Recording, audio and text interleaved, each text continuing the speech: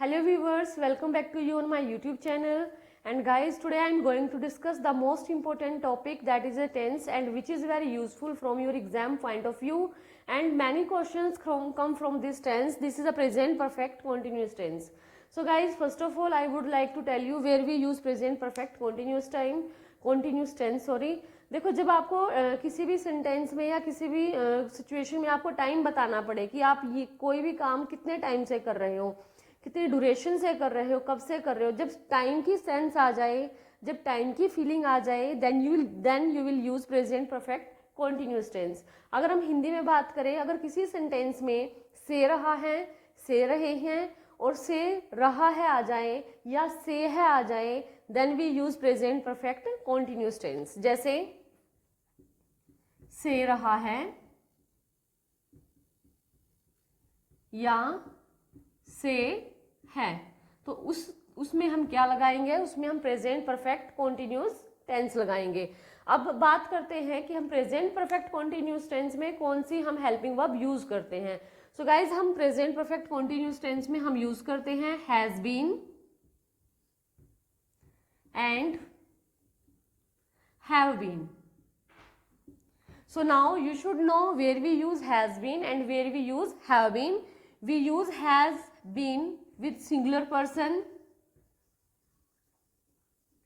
Singular person कौन कौन से होते हैं आपके?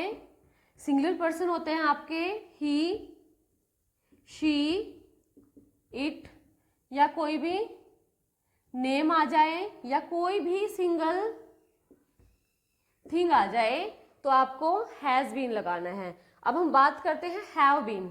हैव बीन आपका कहाँ लगेगा? हैव बीन लगेगा प्लूरल पर्सन के साथ. प्लूरल पर्सन मीन्स जैसे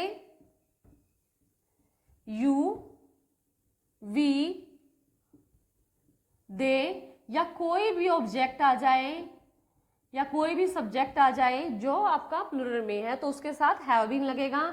एक चीज मैं आपको बताना चाहती हूँ, देखो आई के साथ हम हैव बीन लगाएंगे, जबकि आई क्या है, अपने आप में एक सिंगुलर पर्सन है, but according to the rule we use have been with the I. I think ये इतना आपका क्लियर हो गया होगा. अब बात करते हैं वर्ब की फॉर्म की. देखो हैज बीन, हैव बीन तो मैंने आपको ऑलरेडी बता दिया कि हम कहाँ यूज करेंगे. अब हम इनके साथ कौन सी वर्ब की फॉर्म यूज करेंगे. देखो हमने क्या बताया था, प्रेजेंट परफेक्ट के लिए हमने हैज लगा चुके हैं. अब बात आती है कॉन्टिन्यूस की. कॉन्टिन्यूस में कौन सी वर्ब की फॉर्म लगती है? आईएनजी लगता है ना वर्ब की फर्स्ट फॉर्म के साथ आईएनजी. तो हम हैज बीन और हैव बीन के साथ क्या लगाएंगे? First form plus ING. Has been और हैव बीन के साथ हम वर्ब की फर्स्ट फॉर्म के साथ आईएनजी लगाएंगे. ठीक है.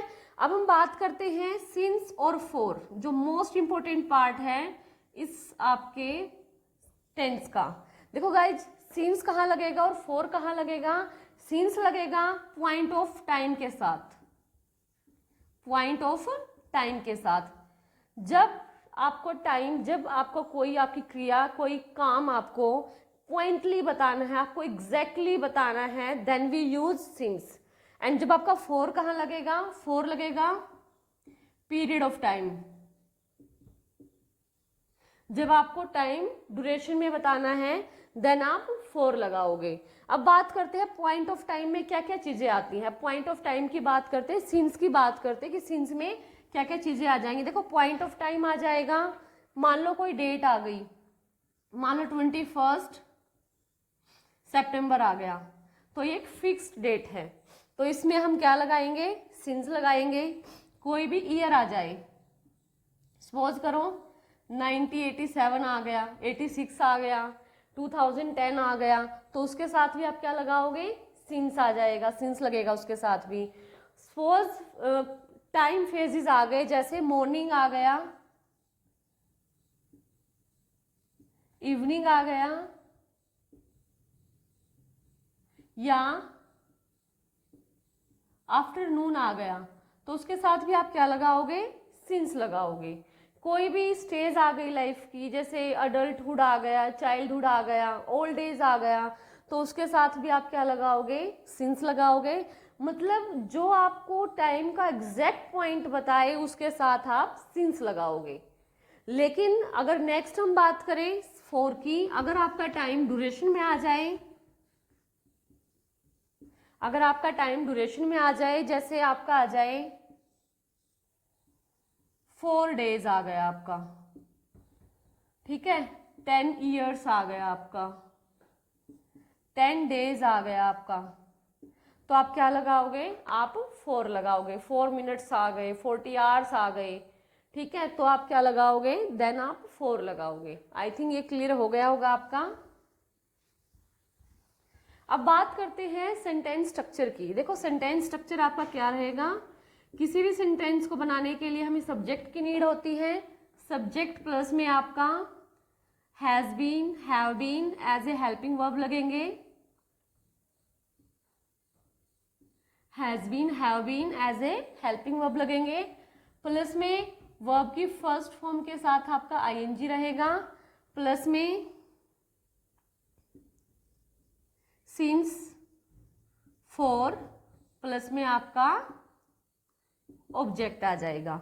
ये आपका सेंटेंस स्ट्रक्चर रहेगा और मोस्टली सिंपल सेंटेंसेस में तो यही आपका यूज होगा।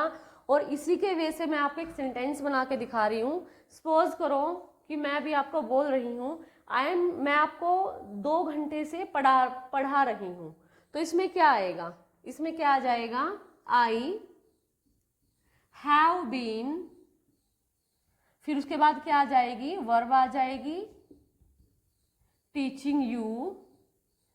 अब देखो 2 आवर्स की बात की है मैंने, मीन्स ड्यूरेशन की बात की है, तो ड्यूरेशन के साथ क्या आएगा, 4 आएगा, 4 2 आवर्स। ओके, आई थिंक आपको समझ में आ गया होगा। अब एक सेंटेंस बना लेते हैं 4 पे। अब सपोज करो she has been teaching English